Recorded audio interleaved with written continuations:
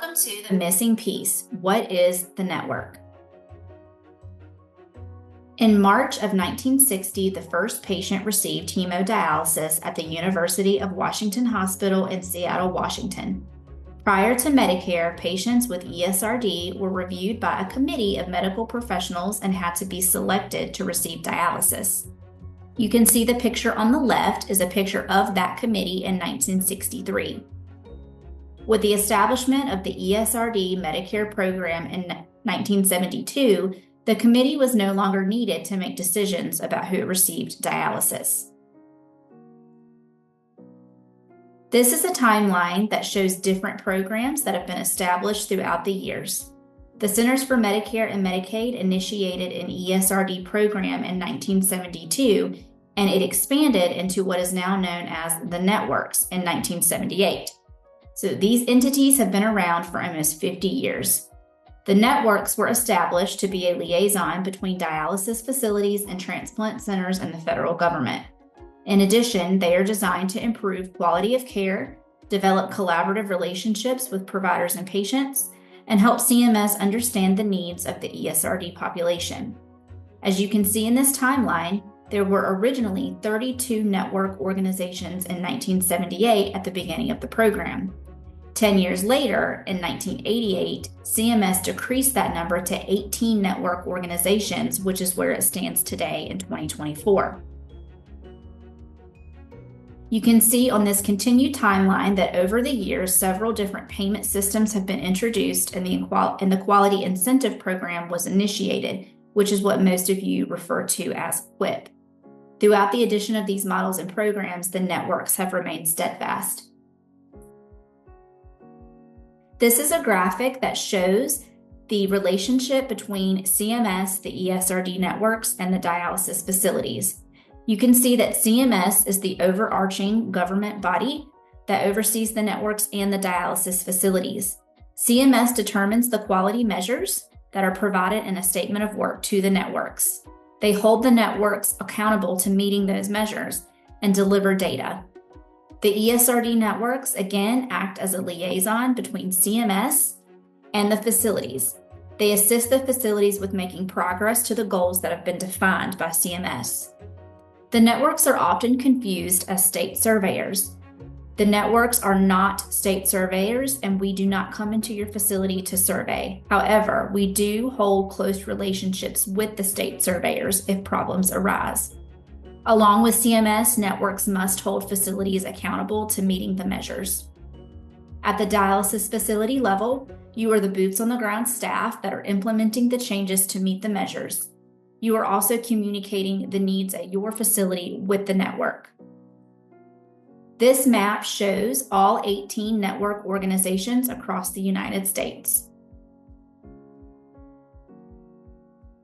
Digging deeper into Network 5, we cover Virginia, West Virginia, Maryland, and the District of Columbia. As of November 8, 2024, we serve 439 dialysis centers, 15 transplant centers, over 28,000 patients on hemodialysis, and 17,000 transplant recipients. The network has a variety of responsibilities, including improving access and quality of care for ESRD patients, supporting ESRD data systems and data collection, maintaining an ESRD patient registry, encouraging patient engagement, providing technical assistance to patients and providers, and evaluating and resolving patient grievances. How do we do those things? We do these things in several different ways. Our focus is always on quality improvement. We have experienced staff from many disciplines, including nurses, social workers, dietitians, and project managers. We plan, lead, and assist with quality improvement activities that are designed to improve processes and patient care delivery. We provide education, and we do this in a variety of ways. We can develop resources, flyers, webinars, and we also distribute education through our electronic newsletter, which is known as eLerts. We can host guest speakers that are knowledgeable on topics that are pertinent to ESRD.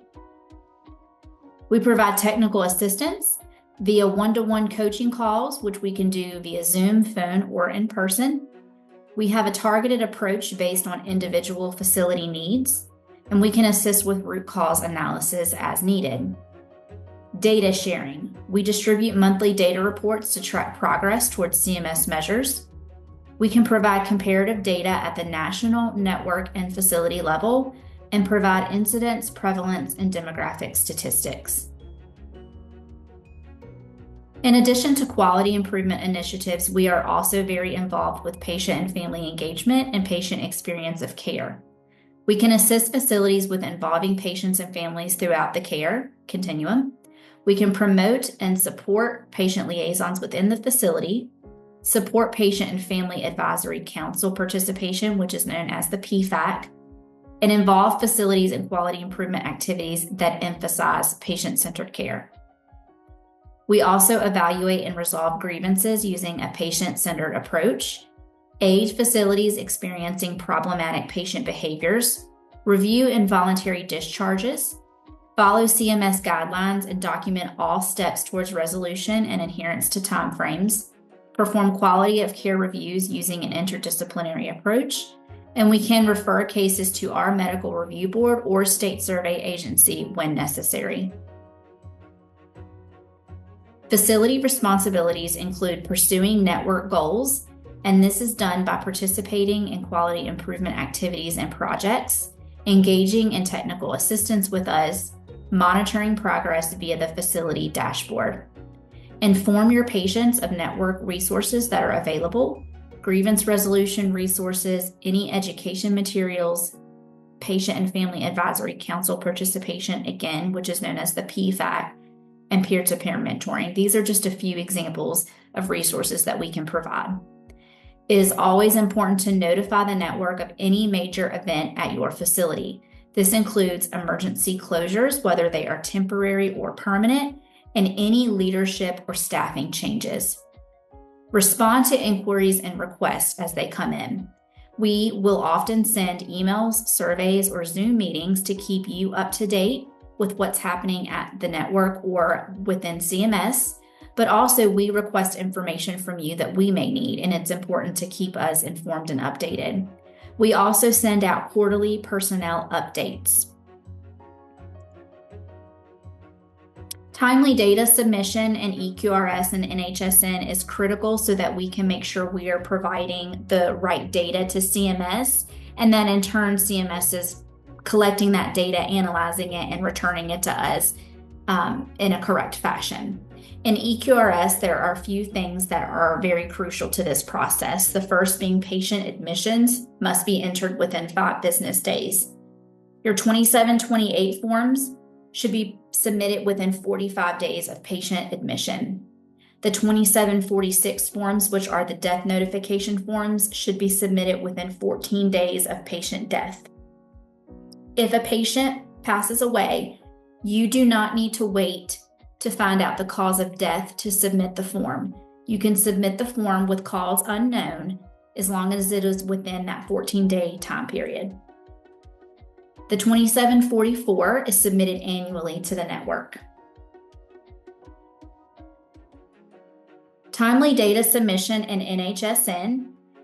I will not read these dates off to you. They change each year. This information on deadlines was as of November 2024. Not submitting the required data by these deadlines puts you at risk for a QIP payment reduction. So it's very important to get your data into NHSN in a timely manner. If you have any questions about data submission into NHSN, you can contact us at the network. There are certain forms that must be completed when you are participating with the network. If you are already an established dialysis facility, then you've already completed these forms. New dialysis centers would have to complete these to show participation with the network. Medicare regulations require ESRD facilities to participate with network activities and pursue network goals. This is outlined in the conditions for coverage.